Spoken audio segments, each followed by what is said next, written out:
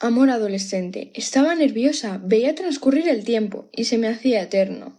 Meses, días, horas, minutos, segundos. No sabía cómo controlar esa situación, ese sentimiento que me quemaba, esperando a que ocurriera lo que tanto deseaba. Y me refiero a encontrar al amor de mi vida, aquel Plutón que me iba a hacer feliz, que me iba a querer, a amar, aunque tenía claro que tenía que llegar. No podía ser que yo no tuviera mi amor adolescente.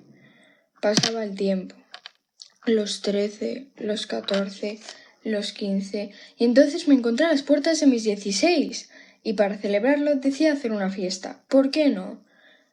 Eran las 5:30, la fiesta comenzaba a las 6. Ya no sabía qué hacer, me quería subir por las paredes.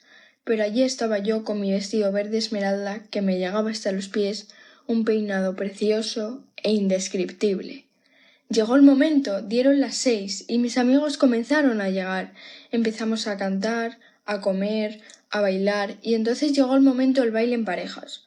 Yo no tenía pareja, como siempre, y de repente un chico bastante guapo que nunca antes había visto se acercó a mí.